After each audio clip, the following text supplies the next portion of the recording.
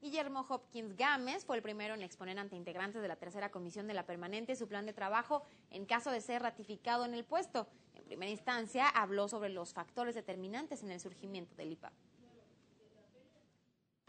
1. La crisis bancaria del 95, originada por la crisis del sistema de pagos, la insolvencia y la quiebra bancaria y el agotamiento del FOBAPROA. 2. El costo del rescate bancario, calculado en aquel momento en más de 70,000 millones de dólares y su posterior tratamiento. Tercero, la necesidad de contar con instrumentos legales e instituciones eficaces. Dijo que en México se aprende de los errores y enumeró los retos del instituto.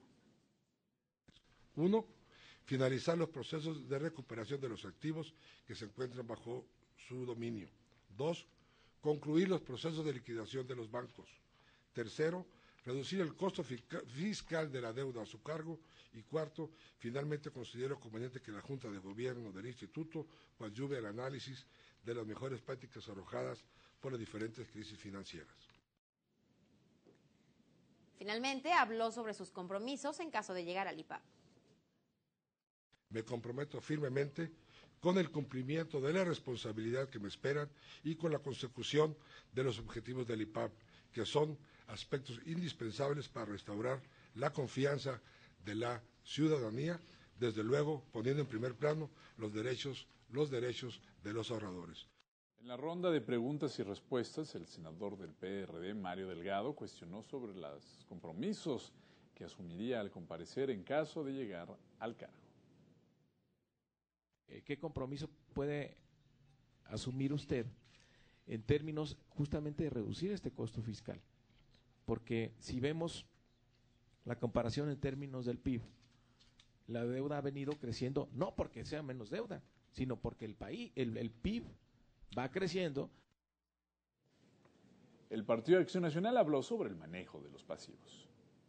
¿Cuál es el costo financiero que tenemos de estos 800,000 millones y qué vamos a hacer concretamente para reducirlo y entrar en un proceso real de amortización de estos pasivos, ¿no?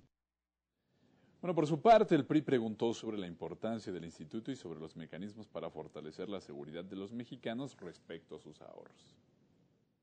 ¿Cuál sería su opinión respecto a la necesidad de la existencia de esta institución como instrumento de protección para el ahorro de los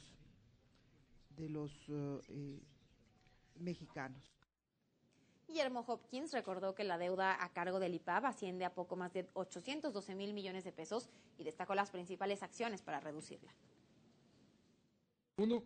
La cuota de los bancos. Estar muy cuidadosos de que los bancos sigan pagando las cuotas que les corresponde, el 4 al millar y en algunos casos, cuando así lo amerite, con el visto bueno de la Secretaría de Hacienda, bueno, existe la posibilidad de ir hasta 7 al millar. El segundo instrumento son los bienes que tiene el IPAB, hacer el mejor manejo posible de ellos para la enajenación o venta de ellos y que le implique un ingreso al IPAB. También habló sobre la importancia del instituto.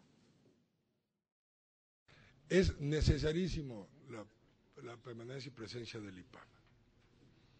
Simplemente el que esté ahí guardado un pasivo de 812 millones de pesos lo hace necesario, al margen de que lo hagamos o no deuda pública en un futuro.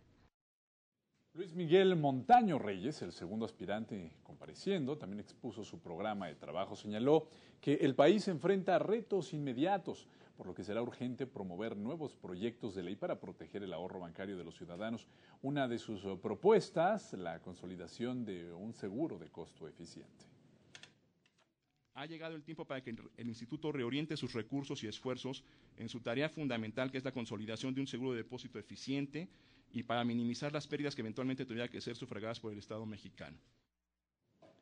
Señaló que el IPAB ha tenido grandes avances, pues de las 10 instituciones que se encontraban en 2006 en proceso de liquidación y quiebra, se han concluido los procesos de 5, mientras que de ellos 2 están próximos a concluir y 3 en etapa previa del balance de liquidación. Para fortalecer estos esquemas se deben aplicar, dijo, nuevos mecanismos de saneamiento. También la aplicación de mecanismos oportunos y adecuados para el saneamiento y liquidación de instituciones de banca múltiple con problemas financieros que puedan afectar su solvencia y tener un impacto negativo en las demás instituciones del sistema bancario. Señaló que el IPAP podría instrumentar simulacros sobre eventos contingentes que se pudieran presentar en el sistema bancario en conjunto con otras autoridades de la Red de Seguridad Financiera, además de labores preventivas de inteligencia. Convendrá adecuar su actuación hacia una labor preventiva y de inteligencia, aprovechando los esquemas de alertas tempranas y resoluciones bancarias existentes, así como aprovechar las experiencias adquiridas para lograr una recuperación más eficiente y expedita de los activos de una institución de banca múltiple que tenga que ser resuelta. Y luego de la intervención de Luis Miguel Montaño Reyes, se dio paso a la ronda de preguntas, en donde el tema de la deuda, así como los objetivos de la institución, fueron elementos que se pusieron sobre la mesa. Si nos pudiera enumerar cuáles son los objetivos y los instrumentos para convertir al IPAP en una institución sólida de seguro de los depósitos y contribuye a evitar otros efectos nocivos como nos ocurrió con el FOBAPROA. Así como cuánto tiempo se va a seguir pagando el rescate bancario si ya llevamos 17 años pagando el mismo, y es preocupante. Al final tenemos que tener una actitud de responsabilidad y de información completa y de transparencia y rendición de cuentas en esta materia. Yo le pregunto, ¿cuál es la naturaleza jurídica del IPAP? Porque de pronto hacemos preguntas o hacemos comentarios que yo en lo personal me quedan algunas dudas. El compareciente dio respuestas muy concretas a los cuestionamientos de los legisladores respecto al andamiaje jurídico del IPAP. El IPAP es un organismo descentralizado de la Administración Pública Federal con patrimonio propio, y en términos generales yo creo que se tiene el andamiaje normativo, legal, para poder llevar a cabo las funciones. Sobre el pago de la deuda, Luis Miguel Montaño precisó lo siguiente. De mantenerse la estrategia actual, pues es una estrategia para que no crezca el monto de la deuda, analizar la conveniencia de que esa deuda se convierta en deuda pública, revisar los costos y las conveniencias para que ello pueda pasar, y también tenemos que hacer ahorros. El tercer aspirante, efectivamente, a vocal ejecutivo del Instituto de Protección al Ahorro Bancario fue José Gerardo Quijano León, quien consideró conveniente revisar la forma en que se determinan las cuotas que pagan los bancos.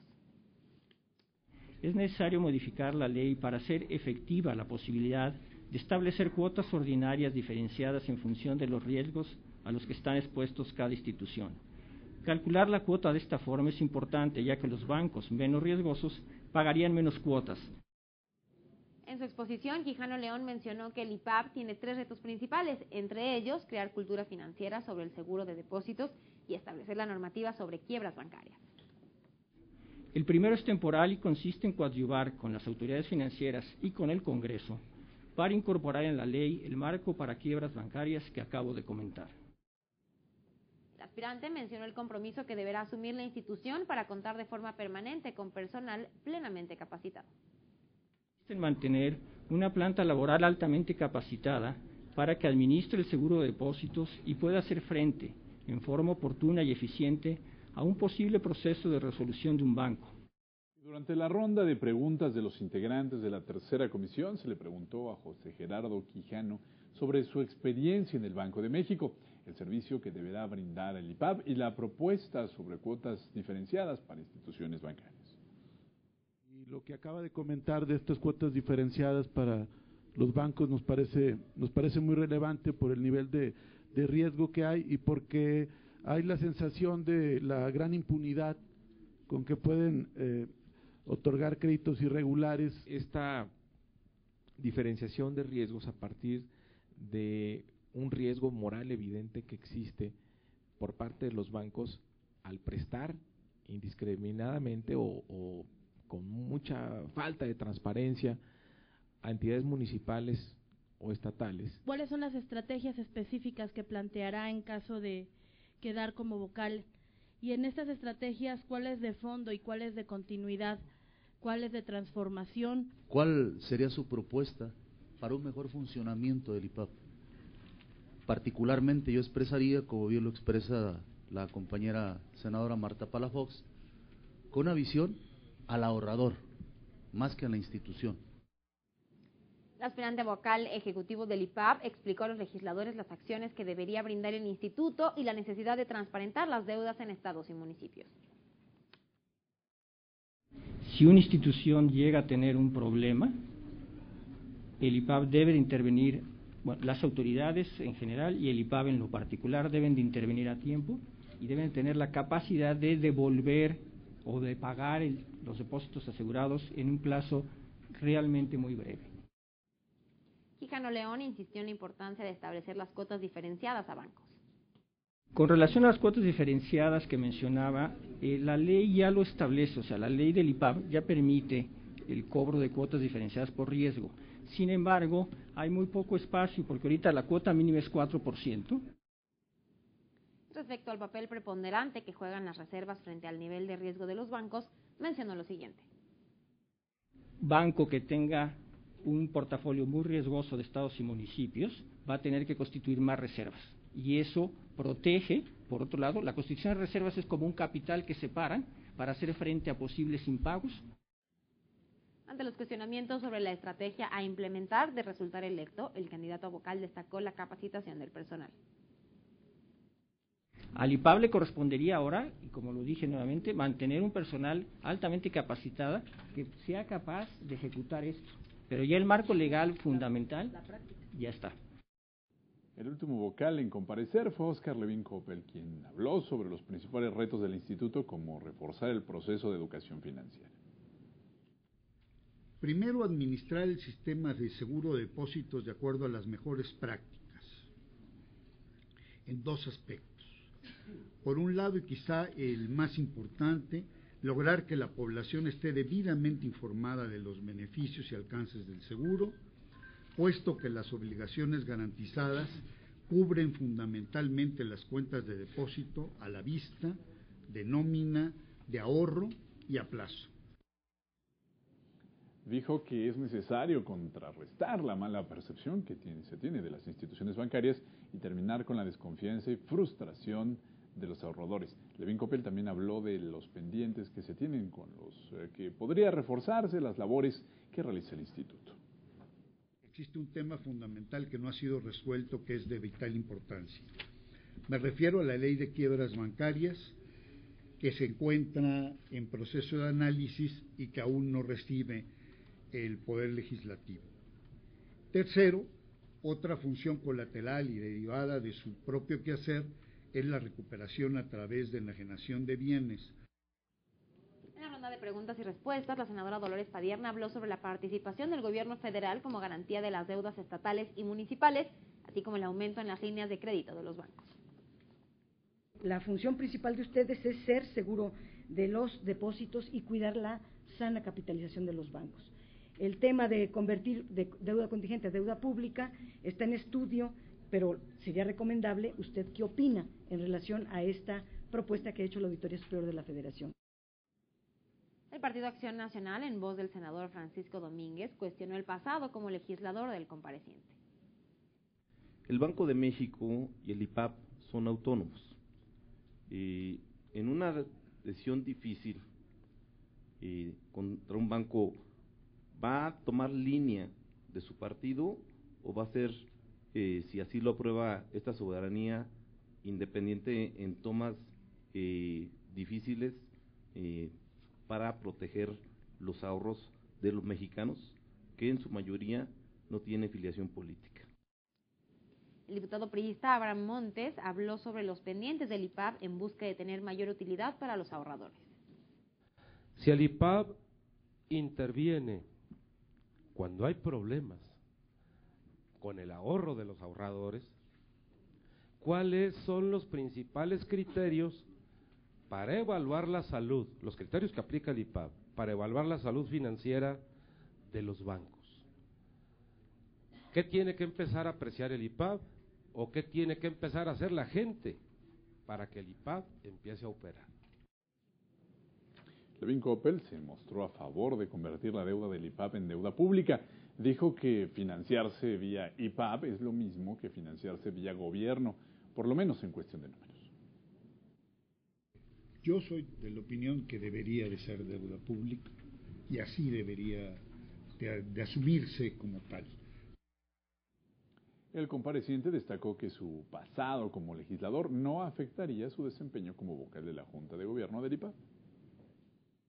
Para mí, al final de cuentas, todo es servicio, ¿sí? Lo primero va a ser la ley, proteger la ley y proteger a la gente. Bueno, finalmente habló sobre la necesidad de que el IPAB proteja a los ahorradores. Y lo que nosotros tendríamos que hacer es buscar con todas nuestras fuerzas que el IPAB, ese sea su función.